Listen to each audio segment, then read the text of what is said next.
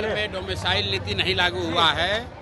सिर्फ अगली बार जो परीक्षा TRE 4 है उसके लिए लिमिटेड किया गया है। ये लोगों को बेवकूफ़ बनाने के लिए 3 लाख शिक्षकों की बहाली हो गई, उसमें ज़्यादातर बिहार के बाहर के लोगों का हो गया।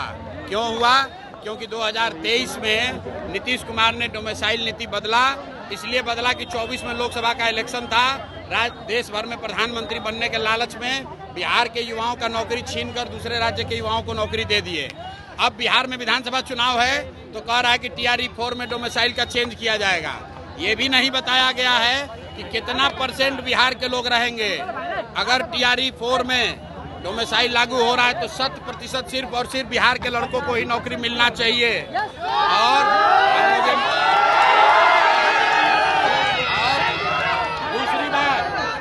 दूसरी बात बिहार के युवाओं को ये समझना है कि एक जन स्वराज के खड़ा होने से, एक विकल्प आने से 400 रुपया का पेंशन बढ़ के 1100 हो गया, रसोईया का सैलरी दुगना हो गया। डोमिसाइल पर सरकार ने नीति बदल दिया।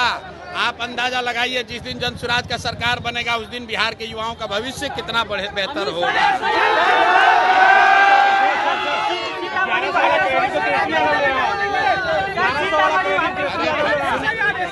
ऐसा है,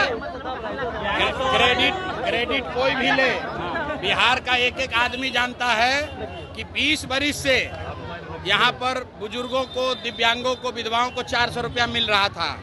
उस 20 साल में 3 बरस तेजस्वी यादव भी सरकार में थे, 1 रुपया नहीं बढ़ाया। लेकिन जन स्वराज की जो व्यवस्था अभी बन रही है, ये जन स्वराज का डर नहीं है, लोगों का डर है। इतना डरा हुआ है नीतीश कुमार, इतने डरे हुए हैं कि अगर हम नहीं बढ़ाएंगे पेंशन तो लोग हमको हटा देगा।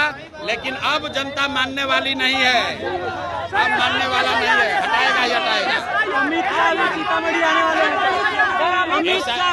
सुनिए, SIR के लिए सुनिए, SIR में भाजपा के कहने पर भाजपा के साथ मिली भगत करके इलेक्शन कमीशन यहाँ से गरीब, वंचित, मुसलमान जो बाहर प्रवासी मजदूर हैं उनका नाम काटने का कोशिश कर रहा है।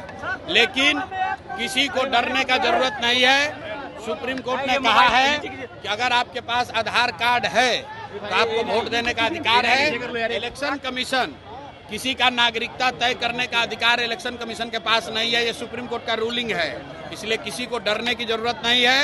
सब भाई मिलकर वोट सबको देना है। और दूसरी बात, अगर 10-20 को नाम कट भी जाएगा तो भी मैं भाजपा को ये बताना चाह रहा हूँ कि जितने लोगों का नाम रह जाएगा वही तुमको हराने के लिए काफी सुनिए।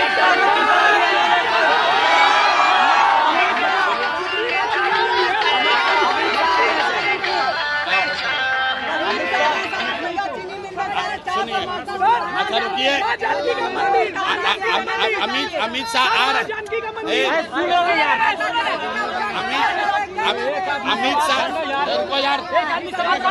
अमित शाह आ रहे हैं। अरे सुनो, अमित शाह, मोदी और राहुल गांधी, आप सबको ये पूछना है कि चुनाव के अलावा अगर अमित शाह, राहुल गांधी और मोदी एक रात भी बिहार में बिताए हों चुनाव के बाहर तो हमको बता दीजिए। ये लोग दिल्ली में बैठकर बिहारियों को गाली देते हैं। अमित शाह आएंगे तो हमारी ओर से, जनता की ओर से, बिहार के युवाओं से सवाल है अमित शाह को कि महाराष्ट्र में भाजपा की सरकार है और बिहार के बच्चों को, हिंदी भाषियों को महाराष्ट्रियों ने मारा है, वहां पर वहां के लंपन एलिमेंट ने, अमित शाह ने उस पर बयान क्यों नहीं दिया? और अगर बिहार के बच्चे महाराष्ट्र में मारे गए उस समय आप मुंह नहीं खोल रहे थे और यहाँ वोट लेने के लिए आकर सीतामढ़ी में भाषण दीजिएगा तो कोई मानने वाला नहीं है। ठीक है सर।